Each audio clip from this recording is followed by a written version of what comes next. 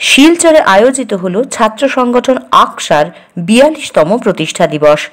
জাতীয় শিক্ষানীতি গুরুত্ব ও তাৎপর্য শীর্ষক বিষয়ের উপরে অনুষ্ঠিত হয় আলোচনা সভা। আকসার ৪২তম প্রতিষ্ঠা দিবস উপলক্ষে বুধবার শিলচরে এক বিশেষ আলোচনা সভার আয়োজন করা হয়। সভার শুরুতে আসাম বিশ্ববিদ্যালয়ের অধ্যাপক মানবেন্দ্র দত্ত চৌধুরী ও আকসার উপদেষ্টা তথা প্রাক্তন অধ্যাপক নিরঞ্জন দত্তকে সংবর্ধনা দেন সংস্থার কর্মকর্তারা। এরপর আয়োজিত আলোচনা সভায় জাতীয় শিক্ষানীতি গুরুত্ব ও তাৎপর্য শীর্ষক বিষয়ের উপরে আলোচনা করেন আমন্ত্রিত বিভিন্ন অতিথিরা। এছাড়াও সভায় আকসার সাংগঠনিক বিভিন্ন দিক তুলে ধরার পাশাপাশি দীর্ঘদিন ধরে চলে থাকা কর্মকাণ্ডের খতিয়ানও এদিন জনসমক্ষে তুলে ধরা হয়। বিশ্ববিদ্যালয় আন্দোলন থেকে শুরু করে বরাকের ভাষা সার্কুলার নিয়ে সংস্থার দীর্ঘদিনের লড়াই ও ৪ দশকের একটি গৌরবময় অধ্যায় বলে এদিন মন্তব্য করেছেন আমন্ত্রিত গুণীজনেরা। নবীন ও প্রবীণদের দুটি জেনারেশন আকসার গৌরবময় ঐতিহ্যকে বর্তমানে ধরে রাখা সংস্থার সকল সদস্যদের সাধুবাদ ও অভিনন্দন জানিয়েছেন অনেকেই। জাতীয় শিক্ষানীতি সহ ছাত্র সমাজের বিভিন্ন সমস্যা নিয়ে আকসা দীর্ঘদিন যাবৎ বরাকের বুকে এক অনন্ত প্রহরী হিসেবে কাজ করে যাচ্ছে। বরাকের ৫০ লক্ষ মানুষের আওয়াজ হয়ে এগিয়ে যাওয়ার পাশাপাশি উপত্যকার সার্বিক উন্নয়নে সচেষ্ট রয়েছে আকসার কর্মকর্তারা। শুধু ছাত্রছাত্রীদের সমস্যা নয়, সমাজের বিভিন্ন উন্নয়নমূলক কাজেও নিজেকে জড়িয়ে রেখে উপত্যকার বুকে কাজ করে যাচ্ছে সংস্থার কর্মকর্তারা। উপত্যকার অনন্ত প্রহরী হিসেবে আকসা বিগত ১০ বছর এক নাগারে আন্দোলন চালিয়ে গেছে।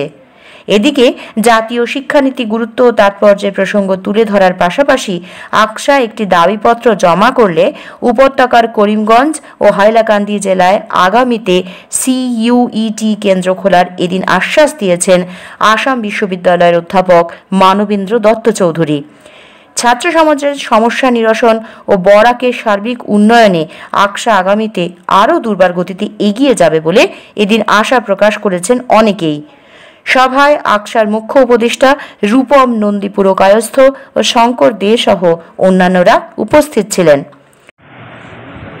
দেখুন, শিক্ষা ব্যবস্থা একটা পরিবর্তনশীল, আমাদের দেশে নয়, পৃথিবীর সব দেশে। সেটা এই পরিবর্তনটা ডিসাইড করে সময় এবং সময়ের চাহিদা। ৫০ বছর আগের যে সময়, সেই সময়ের যে চাহিদা ছিল, আজকের সময়ে সেই চাহিদা কিন্তু নেই, সেই চাহিদা পাল্টে গেছে। সুতরাং সেই যে ডাইনামিজম, যে পরিবর্তনশীল চাহিদার সঙ্গে সঙ্গে শিক্ষা ব্যবস্থাকে যদি আমরা পরিবর্তিত না করি, তাহলে একটা জায়গাতে আমরা দাঁড়িয়ে যাব। শিক্ষা আমাদের সময়ের চাহিদা মেটাতে পারবে না। খুব সুন্দর করে শঙ্করবাবু বলেছেন যে ৮৬, 68 এবং 86-এ, এবং সুন্দর উদাহরণ দিয়েছেন।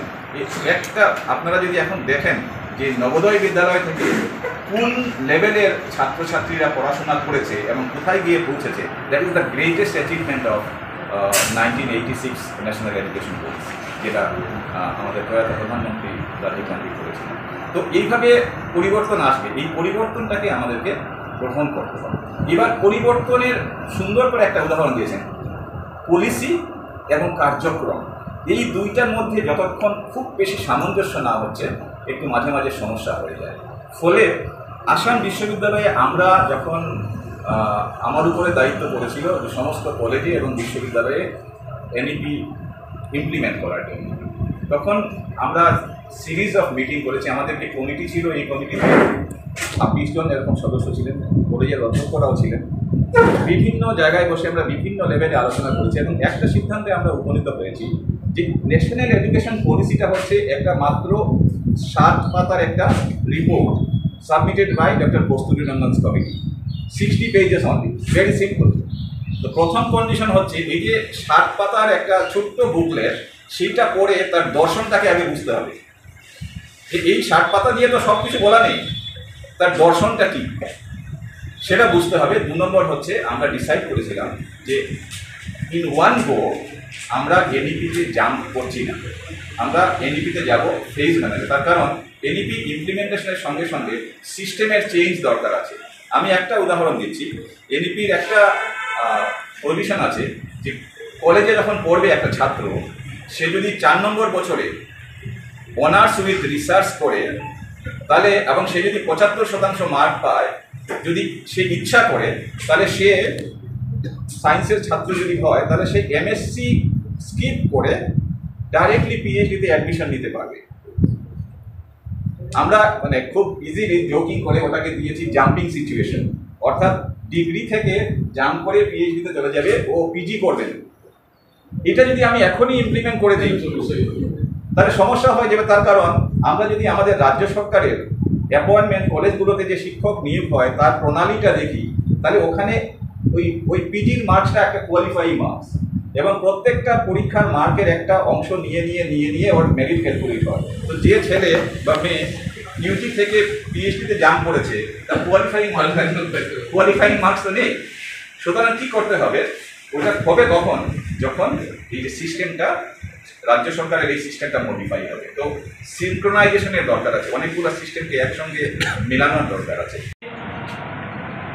আকসার এই যে দীর্ঘ আন্দোলন, আজকে 42তম প্রতিষ্ঠা দিবস, এই যে একটা সংগঠন 42 বছর ধরে 41 বছর পূর্ণ করে আজকে 42তম প্রতিষ্ঠা দিবস, 42 বছরে পা দিয়েছে আকসা। এই যে 4 দশকের যে গৌরবময় অধ্যায় আকসা রয়েছে, দাপে দাপে সেই বিশ্ববিদ্যালয় আন্দোলন থেকে, কেন্দ্রীয় বিশ্ববিদ্যালয় আন্দোলন থেকে শুরু করে বরাক উপত্যকার সমাজ জীবনের প্রতিটি ক্ষেত্রে যখনই সমস্যা, সংকট, নানা ধরনের চ্যালেঞ্জ এসেছে, প্রত্যাহ্বান এসেছে বরাক উপত্যকার জনগণের উপর, তখনই আকসা রুখে দাঁড়িয়েছে। এবং সাম্প্রতিককালে যারা বর্তমানে আকসার পদাধিকারী, বিশেষত তাদের অনেক উপদেষ্টা রয়েছেন, অন্যতম শ্রী রূপম নন্দী পুরকাস্ত এবং যিনি অধ্যাপক নিরঞ্জন দত্ত, যিনি আরেকজন উপদেষ্টা। 2 প্রজন্মের বলা যায়। এই যে অধ্যাপক নিরঞ্জন দত্ত একেবারে তারুণ্যে উজ্জীবিত, টকবগে, কারণ শ্রী অতীন দাস মহাশয় তার ছাত্র, এখনো তিনি টকবগে তারুণ্যে উদ্দীপ্ত। এই যে 2 প্রজন্ম 3 প্রজন্ম ধরে আকসার সেই গৌরবময় ঐতিহ্যকে যারা বহন করে চলেছেন, সবাইকে আমি অনেক অনেক সংগ্রামী অভিনন্দন জ্ঞাপন করছি। 1983 15ই মে আকসার আত্মপ্রকাশ ঘটেছিল বরাক উপত্যকায় একটি কেন্দ্রীয় বিশ্ববিদ্যালয়ের প্রশ্নে। বরাক উপত্যকার অতন্ত্র প্রহরী হিসেবে আকসা টানা 10 বৎসর সংগ্রাম করতে হয়েছিল। কখনো আমাদের নেহরু ক্যাম্পাস, কখনো রাজ্যিক বিশ্ববিদ্যালয় আমাদেরকে দেওয়া হয়েছিল, আমরা বারবার সেগুলো প্রত্যাখ্যান করেছিলাম। আপনারা জানেন সে সময় গুয়াহাটি কিংবা ডিব্রুগড় বিশ্ববিদ্যালয়ে গিয়ে সংখ্যাগরিষ্ঠের দ্বারা সেই সময় আমাদের দাদা দিদিরা অত্যাচারিত এবং লাঞ্ছিত হতে হয়েছিল, এবং তাদের মার্কশিট, সার্টিফিকেট ওগুলো ছিঁড়ে ফেলা হতো। এসব অভিজ্ঞতার কথা মাথায় রেখে কেন্দ্রীয় বিশ্ববিদ্যালয়ে আমরা দাবি তুলেছিলাম। কেন্দ্রীয় বিশ্ববিদ্যালয় হলে কি হবে, এখানে ভাষার কোনো সমস্যা থাকবে না, তার মিডিয়াম অফ ইনস্ট্রাকশন হবে ইংলিশ, এবং যেভাবে মাঝে মধ্যে ভাষা চাপিয়ে দেওয়া হয় সেটা থাকবে না। এইসব কথা মাথায় রেখে আমরা কেন্দ্রীয় বিশ্ববিদ্যালয়ের যৌক্তিকতার দাবিকে আমরা সমর্থন করেছিলাম। 1986 28 ফেব্রুয়ারি সেবা সার্কুলার জারি করেছিল বিশ্বের প্রথম ছাত্র মন্ত্রিসভা, বহুলোকমার নেতৃত্বে গঠিত হয়েছিল অসম গণ পরিষদ। সেই সময় ছাত্রদের উপর তারা স্টিম রুলার চালিয়েছিল। 1986 21 জুলাই করিমগঞ্জে আমাদের 2টি ভাই জগন্ময় দেব এবং দিব্যেন্দু দাস তাদের ওর সময় চলে যেতে হলো। সেই ঘটনাকে আমরা সাক্ষী রেখে আমরা কেন্দ্রীয় বিশ্ববিদ্যালয় আন্দোলনকে দ্বিতীয় পর্যায়ে রেখে ভাষা সার্কুলার আন্দোলনকে প্রথম পর্যায়ে এনে আমরা সেদিন আন্দোলন শুরু করেছিলাম, এবং বরাক উপত্যকার মানুষের স্বতঃস্ফূর্তভাবে সমর্থন আমাদের পাশে ছিল। আমরা কেন্দ্রীয় বিশ্ববিদ্যালয় ছিনিয়ে আনার পেছনে যে কারিগর যিনি আমাদের মধ্যে নেই, উনি হলেন গিয়ে উপেন্দ্রনাথ ব্রহ্ম। আকসা যদি সেই সময় আমাদের পাশে এসে না দাঁড়াতো, অল বড় স্টুডেন্টস ইউনিয়ন, তাহলে আমাদের আজকের কেন্দ্রীয় বিশ্ববিদ্যালয় একটা স্বপ্ন থেকে যেত।